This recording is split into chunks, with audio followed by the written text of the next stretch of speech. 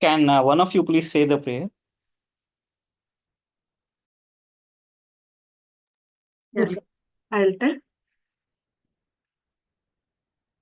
गुरुर्ब्रह्मा गुरुर्विष्णु गुरुर्देवो महेश्वरः गुरुः साक्षात् परब्रह्मा तस्मै श्रीगुरवे नमः। नमस्ते शारदा देवी काश्मीरपुरवासिनी विद्यादानं करिष्यामि सिद्धिर्भवतु मे सदा। ॐ सद्गुरुदेवाय नमः। हरि ओम। Hari Om. So, any questions first of all with respect to yesterday? No, Dhananjay. Okay. No, Dhananjay. All right.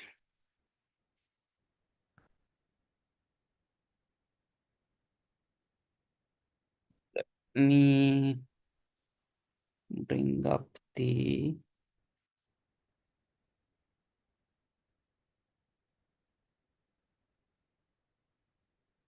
JS bin that we were using yesterday.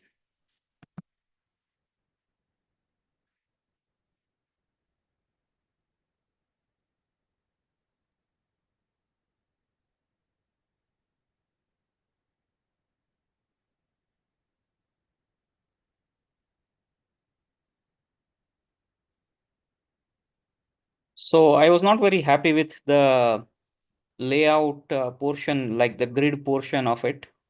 So I will repeat that and then we will move on to JavaScript today.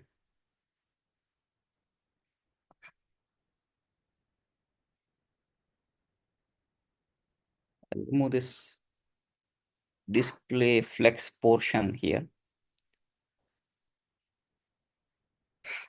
So you can see that in about container, we have two columns, right?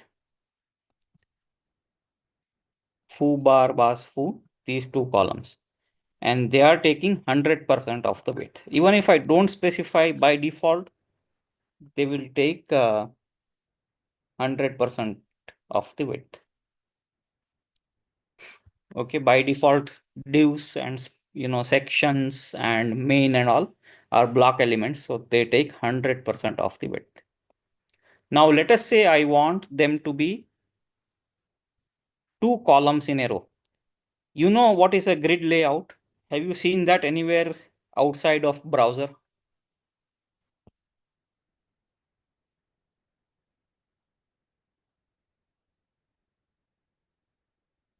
Where is this coming from? This term grid layout coming from? Like XLS. XLS.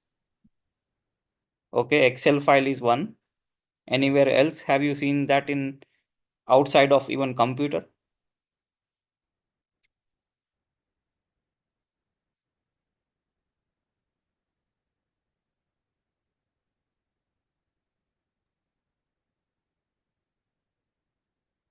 Like buildings, there is it's windows, all of them, the concrete in flats maybe. See, a newspaper is a very classic example of semantic information and uh, all these things that we are trying to learn. There is this heading of the page, okay, which is newspaper title. Okay, then there is subtitle here, heading level 2, which is the page title. Then there is heading level 3 here. There are articles. Within one page, there can be multiple articles. So they have their own titles going on and there are paragraphs. Okay. And there are some type of contents in which you want them to be in multiple columns. Okay. So you see here, there are two columns of this content. Okay, and this itself is in 3 columns. This entire, organization is in 3 columns, and this particular content is in 2 columns. So outside the concept of computer and internet and browser and all, ever since we were all like, kids, we would have seen this in a newspaper. It's not something that is new. Okay, it's a very old concept of organizing content in a certain way. Are you able to relate to the grid part here? This is a grid and there are 2 columns. This in itself is a grid and there are 3 columns. So there is a nested child grid here inside this bigger grid where there are 2 columns. Yes. Did this make sense? Yeah, very much relatable. Okay, so this is the same concept that we are trying to think of here. So let's say we want 2 sections in the about container, but we, rather than, having them come up one below the other, we want them to come side by side. Now, there were multiple ways of doing that till now. There was, this float concept. If I specify float, then they would come side by side. And there was a concept of flex box.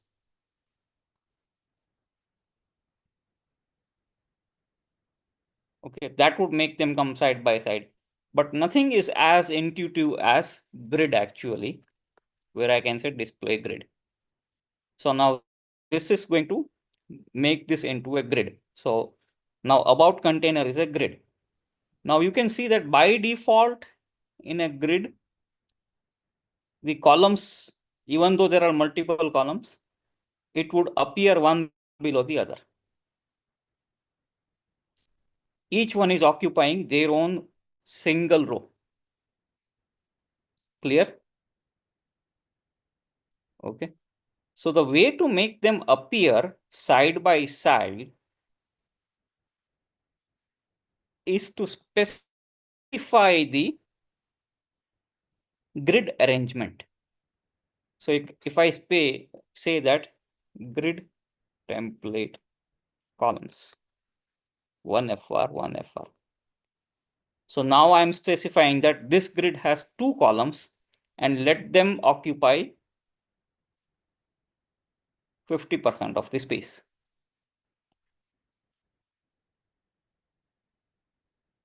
Okay. So these are flexible actually. So let me see what happens if I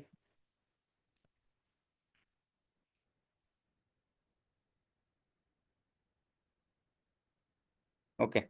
So it's not actually adjusting the width, which is a good thing. So this is now appearing side by side.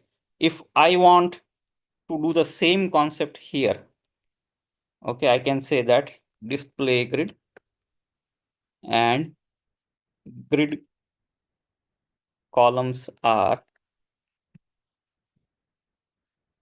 3. Okay. So you can see that there are 3 columns now. I don't need to even specify width now explicitly. It will automatically adjust the width. No need to worry about, sizing and all. If there are more columns I want to add later, I don't need to go ahead and adjust the size again. I just need to tell to the CSS that there are 4 columns in the grid now. Now there is an advantage to this approach. Okay. What Ashwini ji was referring to, responsiveness. Let us say the screen size is small. So in CSS, there is something called responsive design.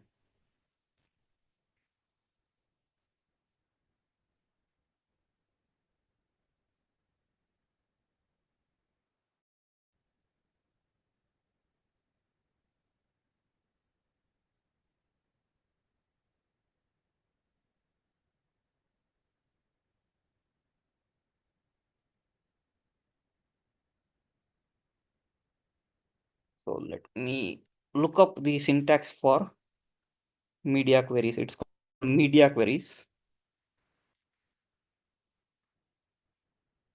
Most of the time, even I don't write all these things by hand. I just know the concept and that's all.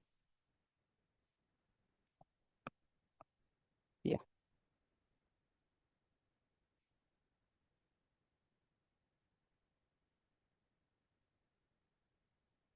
Max width 480px. So see what it did. I'm specifying that if the width is more, if the width is less than 480 pixels of a screen, that means let's say this is a mobile device. Then what I want to do,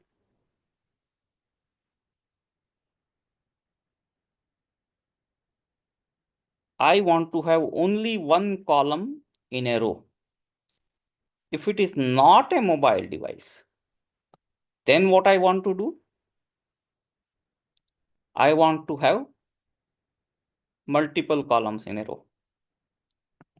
So you can see that media screen and max width 480px. I'm specifying a mobile maximum width here. And I'm saying that for that configuration, for about container, my grid column should be 1.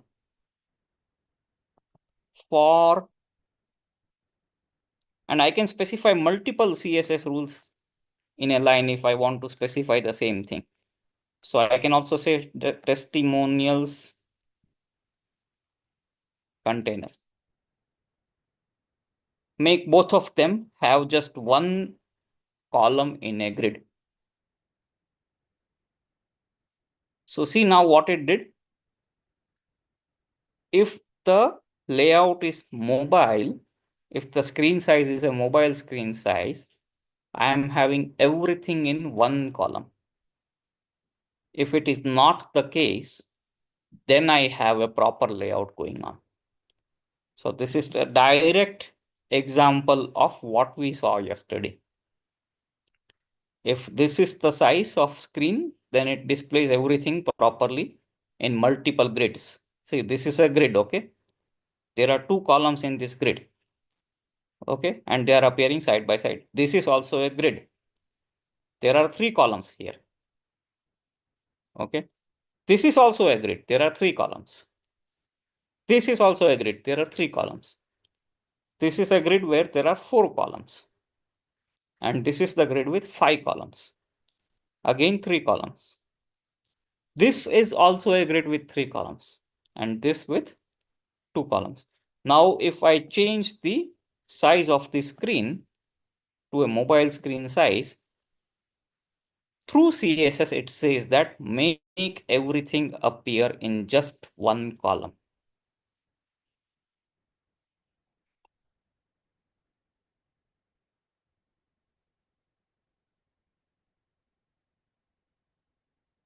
Okay. This is the only way we can think of and target things for multiple screen sizes.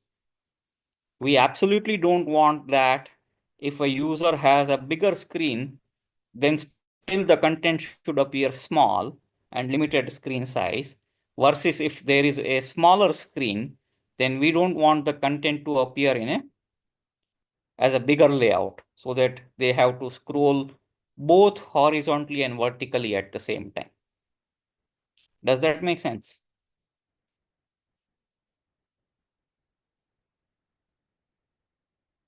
Yes, Dhaval.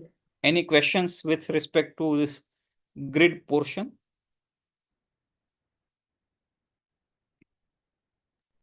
Don't worry again about much about the syntax, as much as the concept is important, that there is a concept of grid, there is a concept of columns. Okay. If there are 2 columns in a grid, then basically in a normal setting, they will appear side by side. Okay. If there are 4, they will appear 4 in a row. If there are 3, okay, then there will be 3 and 1 will appear down. It will flow down. Okay. And if I want to also optimize this layout for a different screen size, I can use a concept of media query, where I can say that media screen and width of 480px, max width of 480px. That means our, this width is like 1280 pixels, 1280 pixels, but mobile phones have a lesser width. Okay, so I'm saying if the device is having a lesser width, then make all the columns as one. That will stack all the columns one below the other. Okay. And like there is this media screen, while we are at this concept, there is something called media print. When will this be used?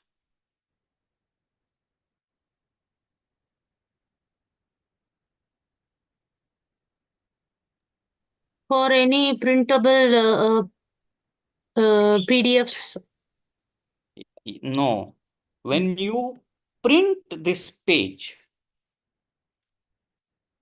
okay, at that point of time, if you have done anything with respect to the media print, that rules will apply. Okay. So for example, I do a print here. Do you notice any changes in the output now?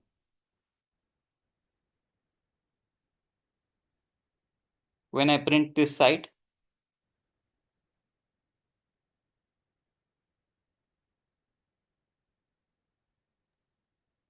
What is the output change now? One is that it changed this color from white to gray. Background also is like that. Okay. Second, it removed the background image because it was for visual purpose. It does not make any sense if I'm just printing it in the paper. Okay. Here it changed the layout, although it is not ideal, but it changed the layout to one column. I have not done any particular optimization here. It is out of the box that this theme came up with, but still you can see that it did some optimizations as far as the print is concerned. Okay.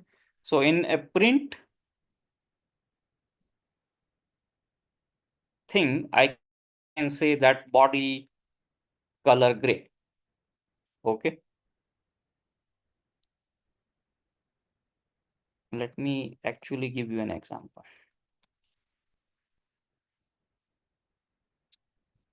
So let me open this up in a new page.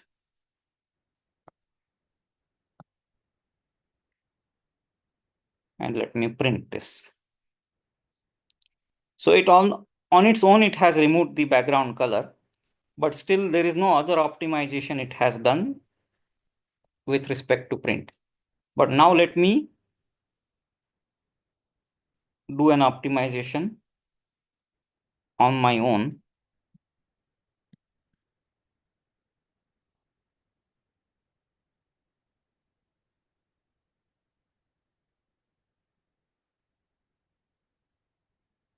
Put separate screen. Okay, it's not taking that into account somehow. What I want to target is, convert all the columns to a single column layout.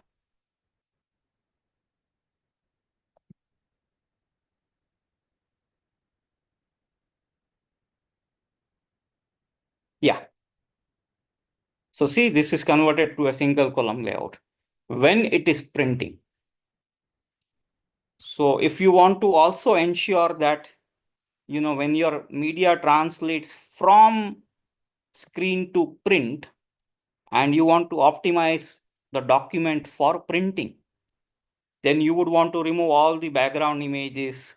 You would want to have printer friendly colors, printer friendly contrast, and, ensure that the font sizes and all are also legible. Does that make sense?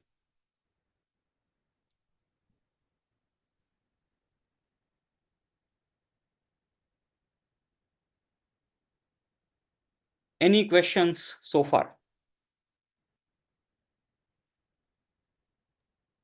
No, Dhaval.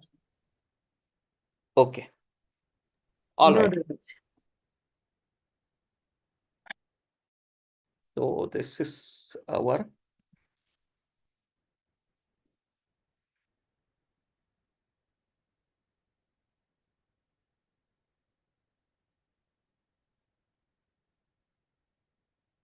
CSS checkpoint.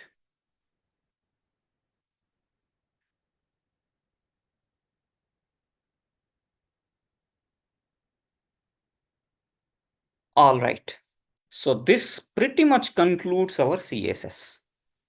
Okay. Beyond this, whatever you come across and all, you'll be mostly able to learn by looking up syntax. And you might have seen that I do the same. I don't try to remember the syntax to start with. I just try to understand the concept and the thought process. Okay.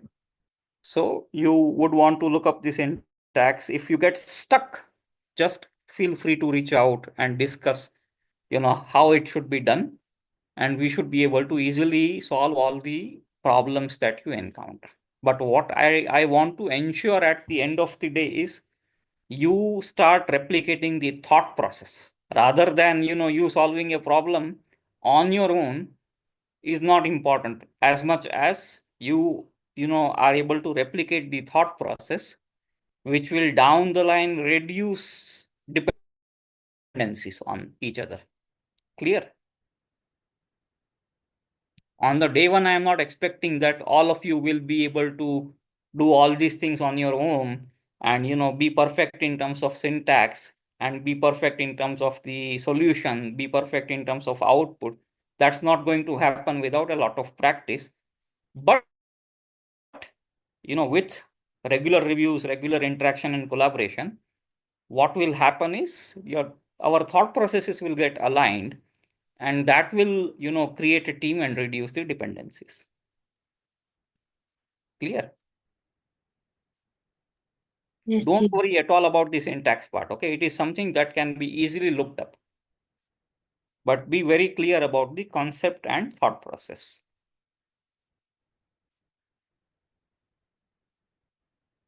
Okay, now we'll move on to JavaScript portion.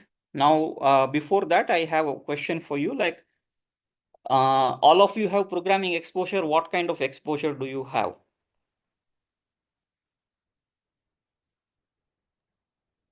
I have C++, and testing TTC and scripts. Okay. How about you, Rajita ji? 13 years back, I was also working on .NET programming, Dhavalji, but I have a long gap. Oh, you So, have worked with C#? yeah, Okay, that's what I'm working on nowadays. So, I can definitely ask questions to you if I get stuck somewhere. no, I don't recall anything. Yeah, But, I have that work in my office now. oh, So, okay. yeah, and I come from a very different background, Java and Perl and that kind of background. Okay. So, it's a new learning for me as well. Okay. Great. And have you worked on any sort of scripting like JavaScript, or it's more of C# portion, Rajita ji?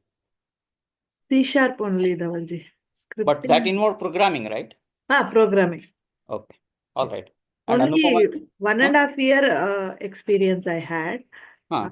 Just after my engineering, I joined a job. So there I worked for 1.5 year. Oh, so you also had a computer engineering? Electronics and communication. Oh, okay. Easy. Okay. All right. Great. And how about you, Anupama ji? Long back, since I did bioinformatics, I have some knowledge about C++ and SQL. And long back way, that time I with a I even developed one web page for sequencing, DNA sequencing. So Oh, it's long back. oh, great. So actually, I was a lecturer, for bioinformatics class. I was a computer lecturer for them. So I was teaching them programming and technology. And I was not into the biology part of it, but I had an interaction with that class for a year. Yeah, I was for a short time, 3 6 months. I was in AUKBC Research Center under one Professor Ramesh, one scientist Ramesh. So with him for his project, I developed with his team. Great. Okay. I good to know. I had interaction with bioinformatics students, and it was great. All right. So let's go to the JavaScript part now. And the reason I asked you this question was to know whether you are familiar with programming basics or not. And I would encourage you to still, go through JavaScript and HTML, CSS fundamental course like Code Academy. So that one will teach you, some aspects of HTML, CSS, and JavaScript. It's free, and I can say that it has good content. I have, even prior to my career also, I looked into this, and it's having some good content. So definitely take a look at that with respect to syntax and with respect to JavaScript basics. But like what we did in CSS and HTML, we will not be focusing on the syntax and basics as such. I want to capture the essence of JavaScript language and again focus on how to think about programming in JavaScript. Okay. Rest of the things you can figure out yourself, and you will get more clarity as you get more exposure also. So not everything will be clear just on day one, even after completing a course like this, or even after our series is wrapped up. A lot of it will become more clear by practice as well. But I want to ensure that the essence is captured from day one.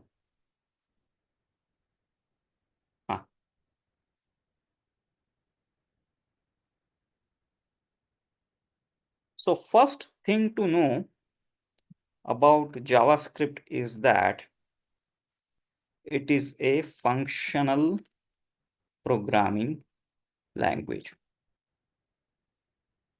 Okay, which is the most important aspect that a lot of people don't know. Now, what is a functional programming language? Can anybody tell me?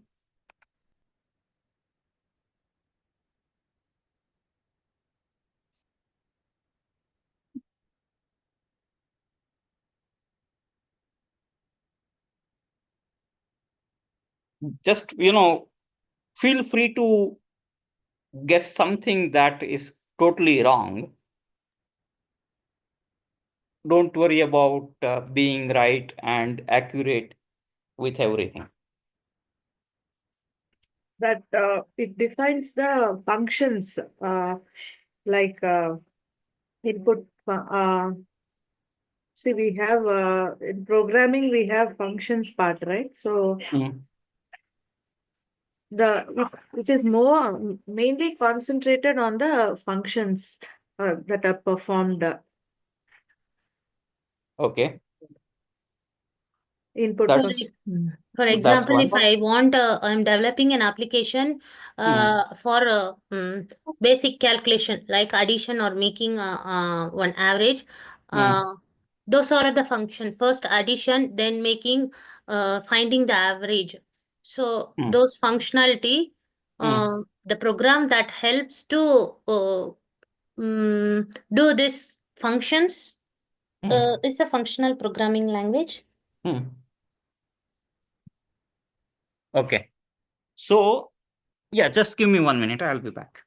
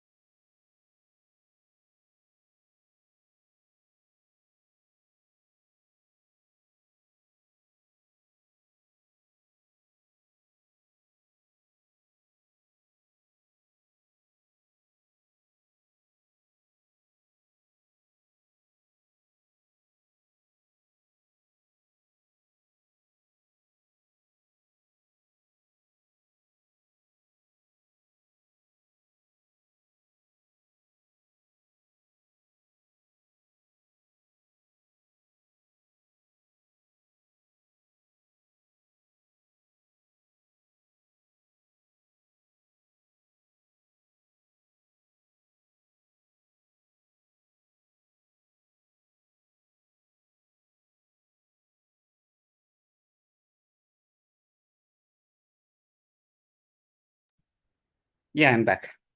So, any other guesses?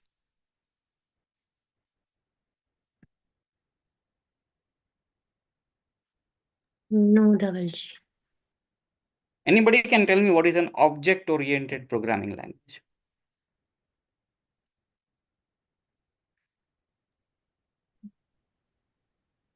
The functionality, that's what is written as, is split as objects so that you can reuse it, like classes and all, so that you can use it and you can add some, you can use the same thing but add a little more functionality to it. Basically for reusability and Okay. yeah. Okay, so let me ask you a question. What is the use of a programming language?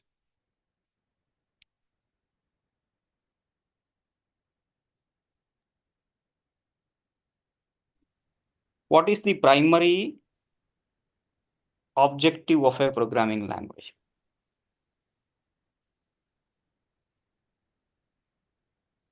To perform any task, it is required to give the instructions to the Computer. computer or hardware. Yeah. Yeah. And what is Tasks, the simple tasks also like addition or any tasks. So it has to understand, right? So Yeah. we have to use some language to make it Hmm. understand. So that is the reason we use programming language. And why do we give instructions to computer? What it is supposed to do? What is the intention of giving instructions to computer?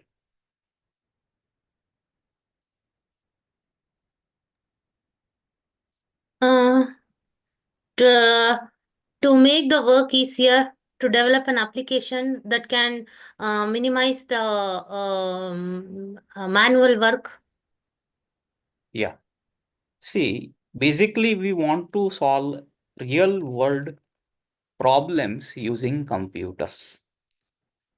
That is the primary aim of computers. Clear?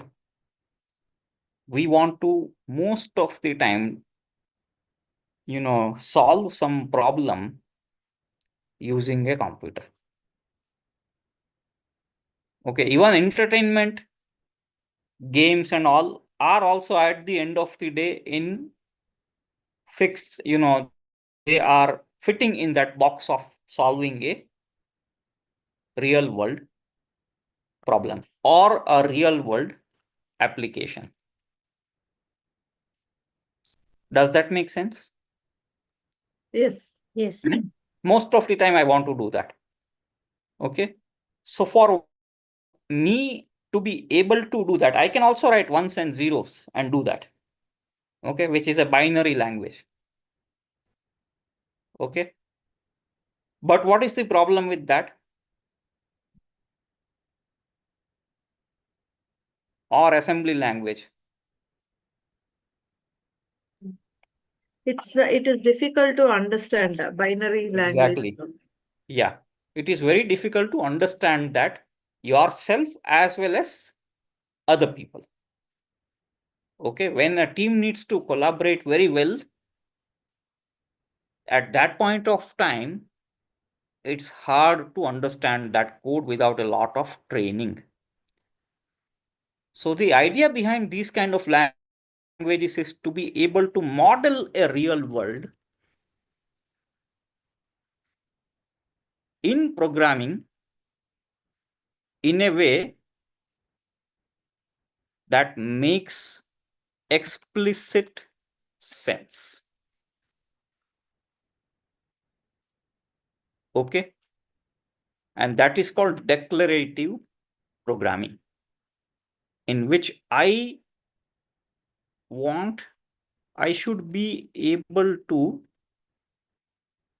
look at the code and understand what is going on.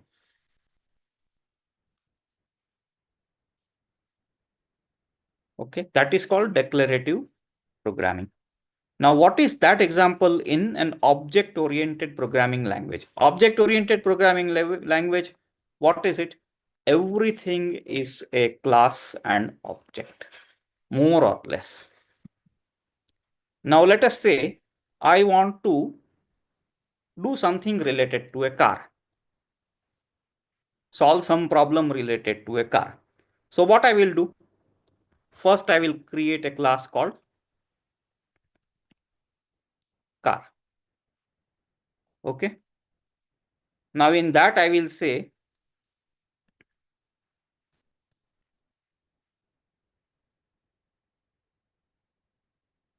int seats. How many seats are there in the car? Int horsepower. What is the horsepower? Int fuel capacity. Okay, let me not even use int here. Let's not focus on the syntax portion, but number fuel capacity. Okay. String model. Okay. Function accelerate. Function break. Function start. Function stop. So I have defined a class car which has properties which are similar to a real world model of a car, so that when I am creating an object of this class, let us say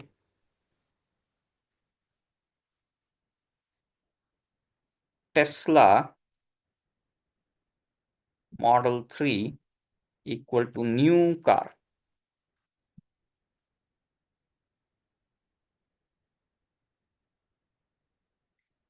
Then what I can say?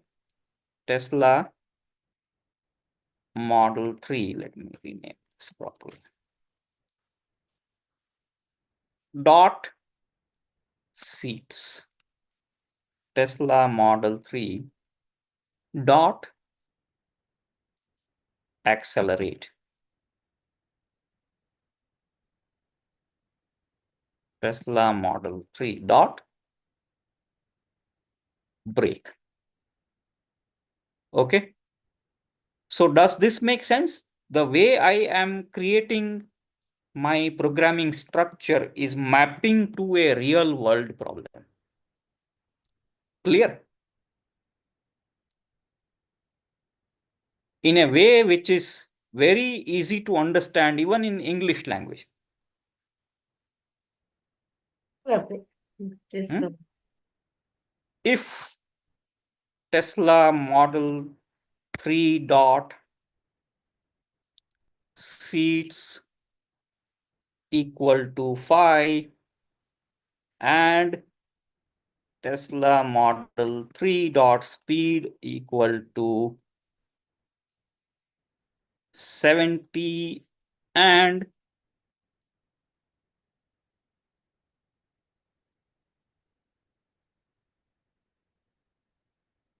crash,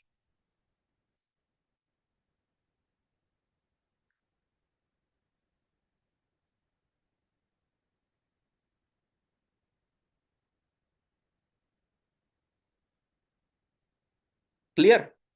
See, this is making very good sense in plain English.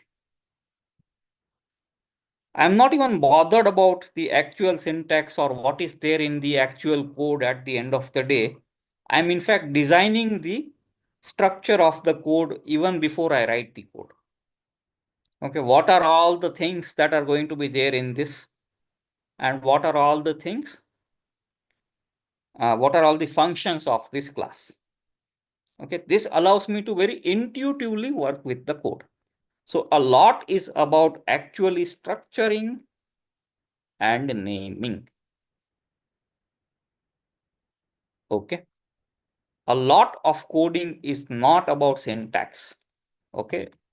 Lot of coding is about structuring and naming.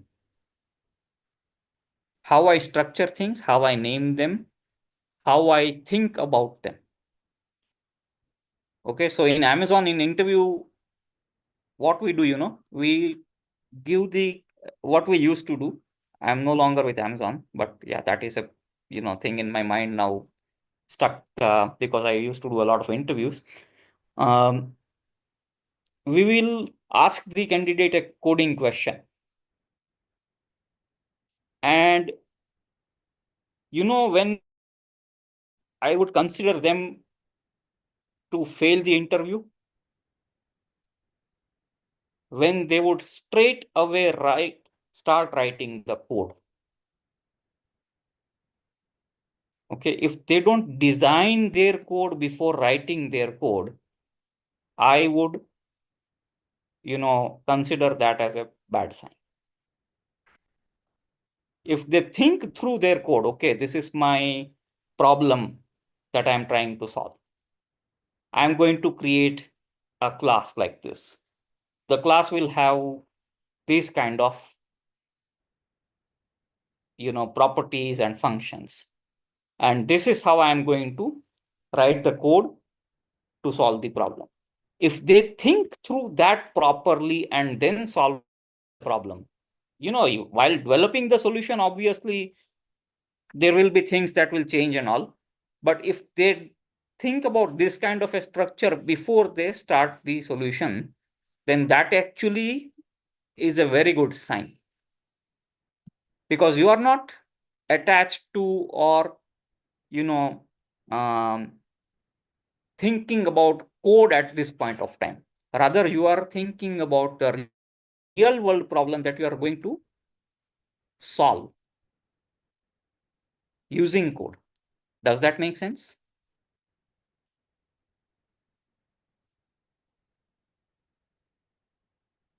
So far, so good. Okay. So now let's come to functional programming language. In object-oriented programming language, everything is more or less a class or an object That's the way it is designed, versus a functional programming language has more or less everything as functions. Everything is a function. Now, what is a function to begin with?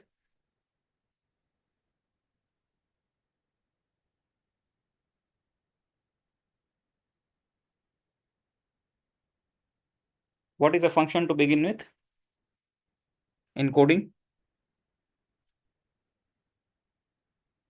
A function has input, it does something with the input and produces an output.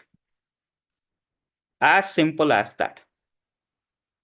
Or in mathematical terms, function of A is going to give me a result called B.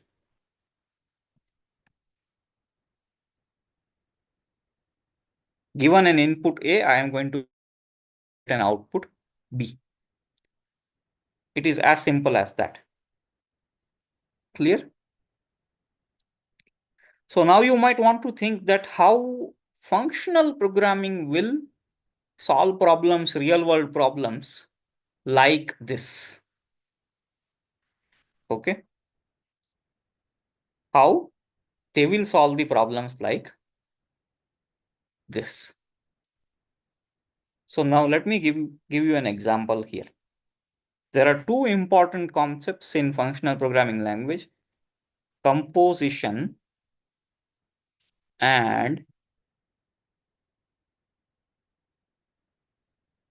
processing.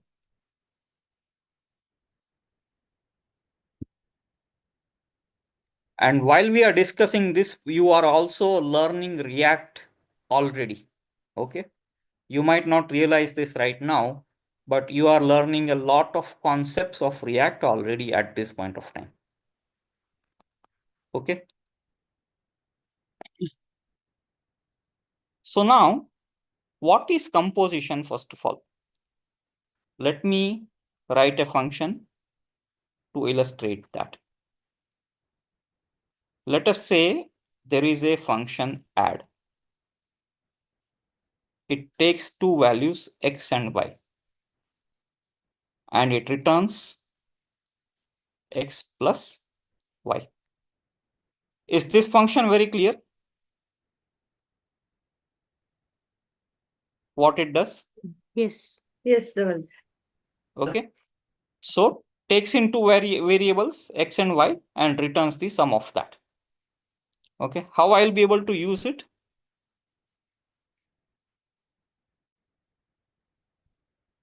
Let y or let z equal to add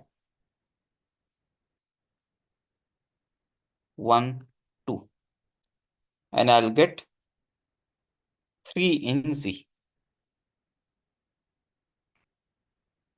Okay. Now let me make another function. Function is odd. X. Return if x modulo 2 not equal to 0. What does this do? If the remainder of division by 2 for x is not 0, then it will return true. Otherwise, it returns false. So if I say let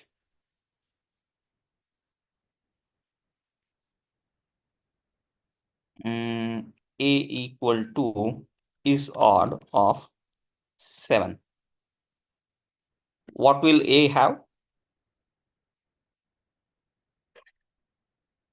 True. Okay. Let me create another function here. Function square x. return x multiplied by x.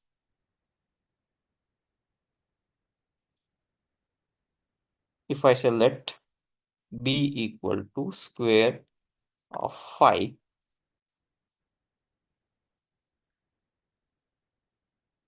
then I'm going to get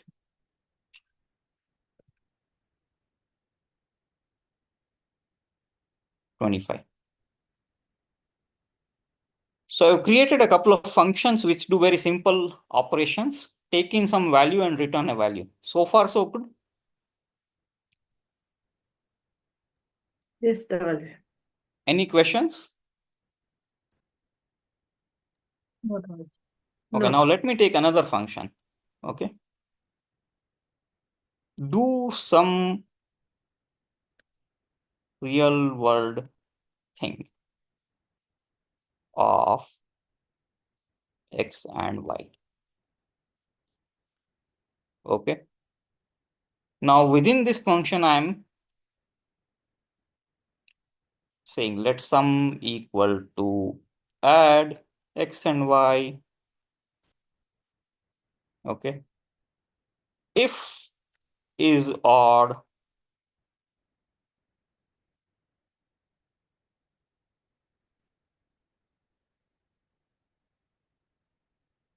sum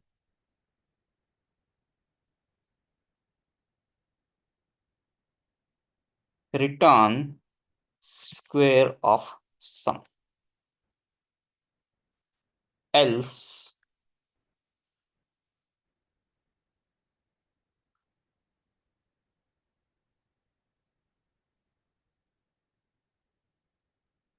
so see how I composed the problem using functions. Can you see what is going on in this function?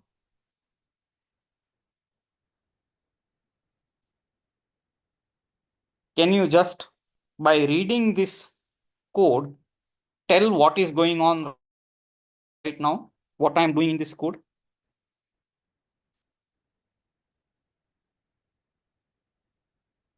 What are we doing?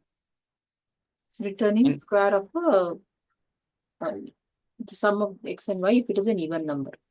Or else it says it's not possible. Correct. So We are using conditional let statements. me also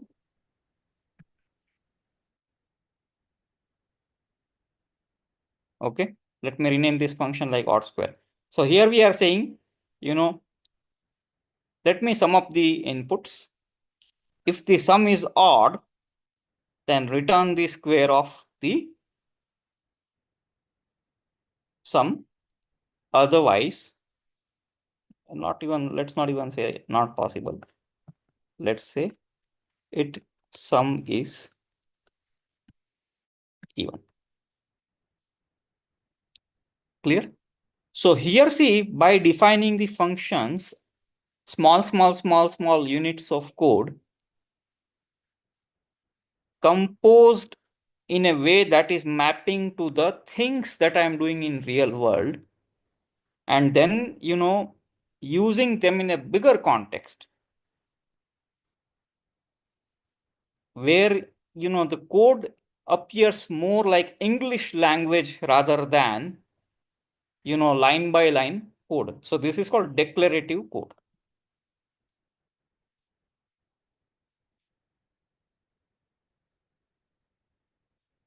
So I can say that, okay, this function is probably going to do something related to odd and squaring.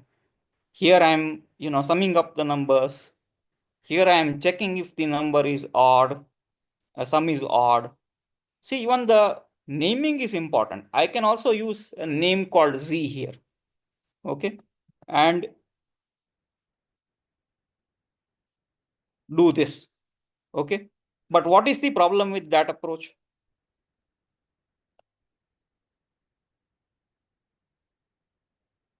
Not very readable. You won't understand. It's not very readable. Okay. And let us say today our code is like 5 lines. Let us say the code is like 200 lines. Okay. I'm writing a lot of code here. Okay, and let me move this up.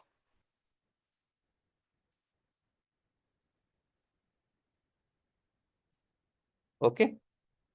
So now here I am doing the sum. Okay, let z equal to this. And now what happens? I go down and somebody has called me and I go attend that, come back, and I'm suddenly, oh, is odd z, but what is z? I don't know. Okay, so as accurately as you can name your variables mapping to the concept, proper concept that you are solving, that will make your life very easy and simple. Okay, now for the illustration, I can write this function in a completely different way. Okay, let z equal to x plus y. Okay, if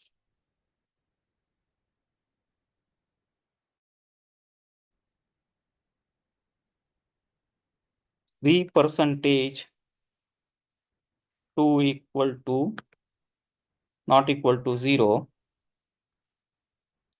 return z into z. Now this is a problem we solved without functions. What is the difference here?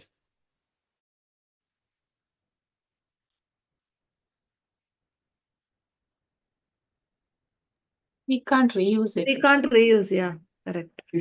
We cannot reuse, and our readability reduced. Correct. Every time we have to solve this kind of problem, again we have to write the same. I see.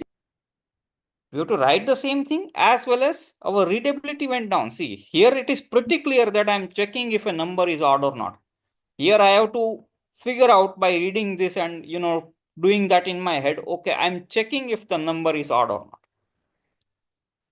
This was a one and done abbreviation that I did using a function. Now I don't need to do it again. Here I need to read this and understand myself, okay, if this doing is odd. Okay, here I have to do it myself. Okay, I am doing a square here. Here it is pretty much clear as far as the language is concerned that I am doing a square. Does that make sense? So it's allowing me to reason very well with this piece of code.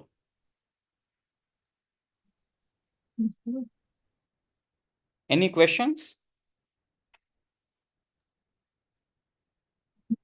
And when the program is big, also there are chances that that expression may go wrong. Correct. So, yes, Correct. If there is a problem here, you'll have a very hard time debugging correct. what is going wrong. If there is a problem, you will be able to easily, understand and go to different parts of the code and understand what is going on. And on top of that, this is very much testable versus this is very hard to test. Why?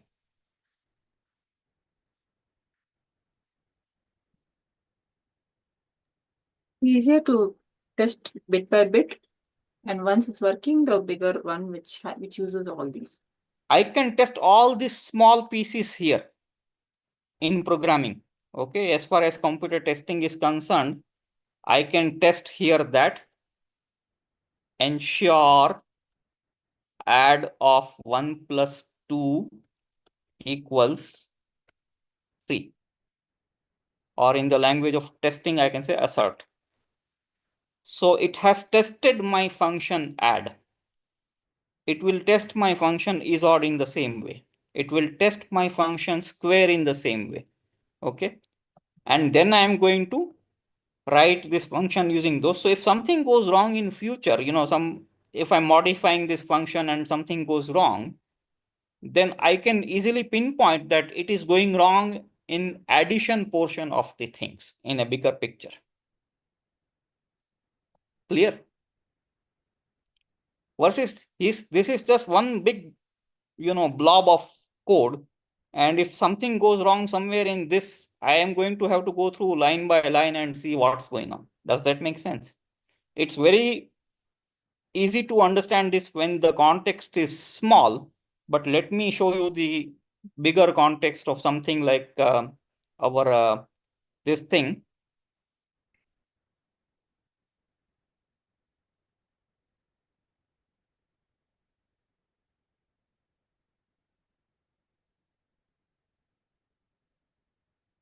Now you can see that, it's actually having a very big piece of text, big piece of code. Lot of things are going on here.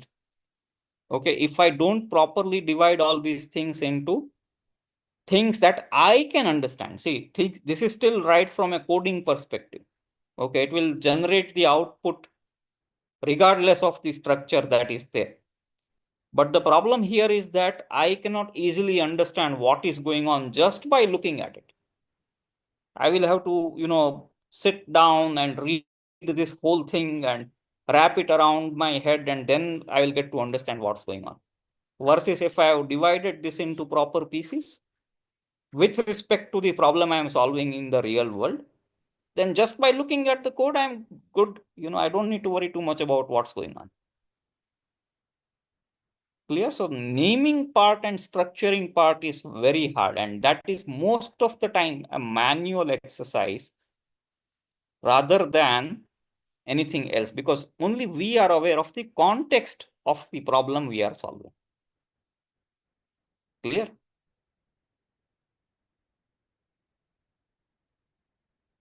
Does this make sense?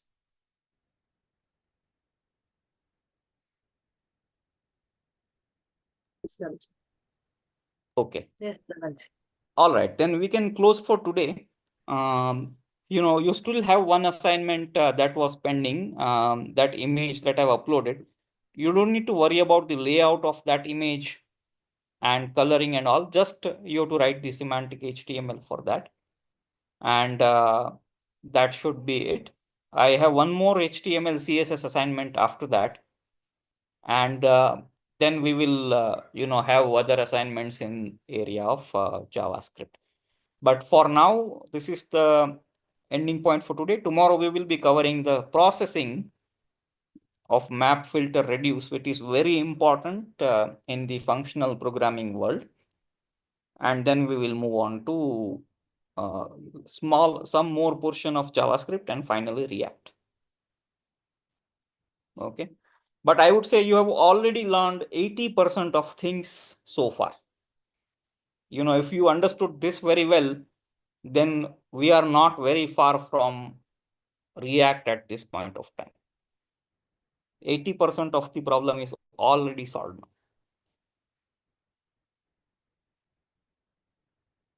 If you have any doubts, please, feel free to ask a lot of questions. Okay, pariprashnena sevaya. So that will be very important. There should not be any doubts left in your mind with respect to what we are doing. So JavaScript and React both are same, Dhavalji?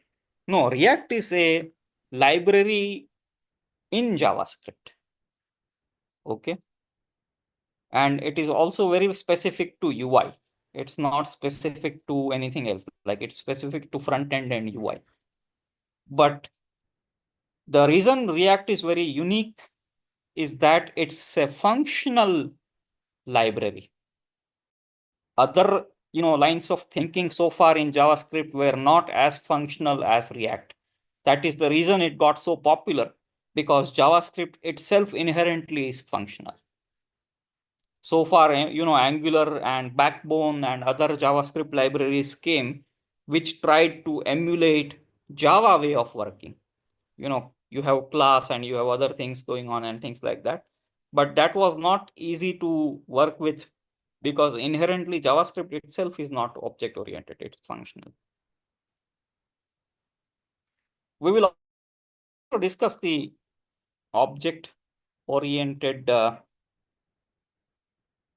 illusion in JavaScript tomorrow. So you would want to also get clarity on that. It will be a short 2-minute discussion. Dhavalji, But I have one more thing. With that car example, can you differentiate functional and object-oriented programming language. Yeah, sure. So here, see, here I would be able to solve the same problem in a very different way. Okay, I would say create a function car which returns a car object. Give me car inputs. Okay, function brake, function accelerate. Okay, and in functional programming language, you can have function within functions. Actually, I can also have a function here. You know, break function is possible to be there here itself. Function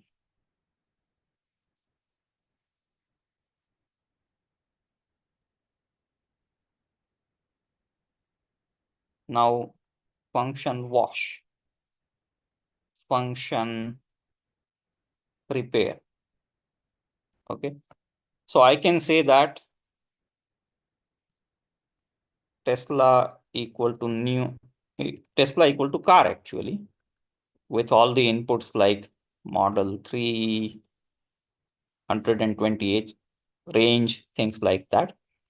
And now Tesla refers to a car variable. It's a variable. It's not an object as such, but it's a variable. And you know, I can say that wash Tesla, prepare Tesla. So we are doing the same thing. See, the basics don't change, but the thinking, you know, is no longer class-based thinking. Class-based thinking is like, okay, there is a class, there are properties, there are functions related to that. But we think more in terms of functions in functional programming language, rather, you know, gravitating towards this.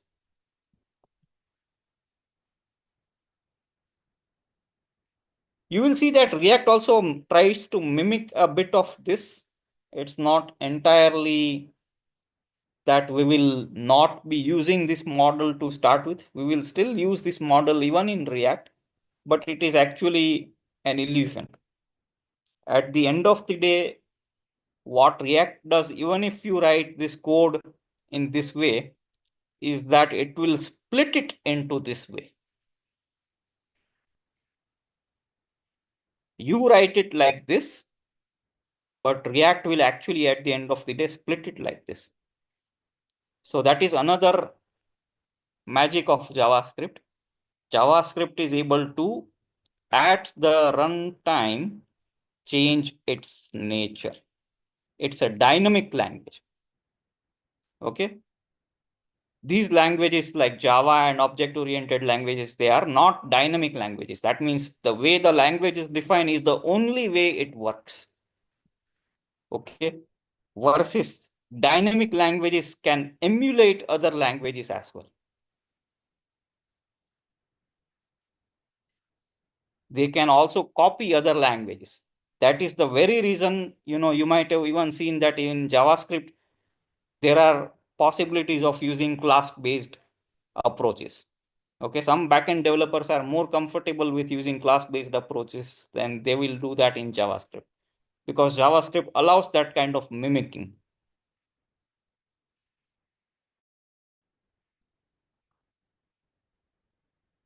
It can mimic other languages. Okay, that's why it's very hard to understand JavaScript. And once you understand JavaScript, it's very easy to understand other languages. There is as such, you know, very little to the core of JavaScript itself. The only thing that the inventor of JavaScript designed was that it is dynamic, it is functional, and it can be easily oriented towards any style of programming. So you can see TypeScript in JavaScript, you can see OCaml type of programming in JavaScript, static programming in JavaScript, and functional programming itself. But if you straight away understand functional programming and understand how it works, then it is very easy to work with the language in the long run. But did I answer your question to begin with? How does it compare to class-based? Yes, Dhavalji. Yeah. Here you think of, there is a class, there are properties of the class, there are functions in a class, versus here you would want to decompose the problem into different functions.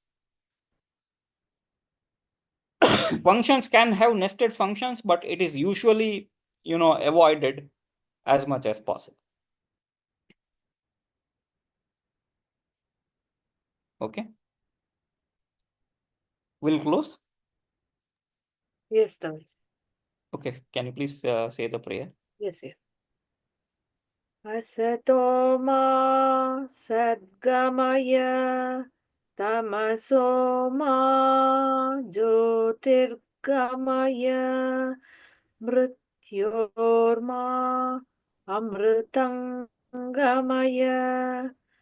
Om Shanti Shanti Shanti. Hari Om Tat Sat. Shri Guru Bhyo Namaha.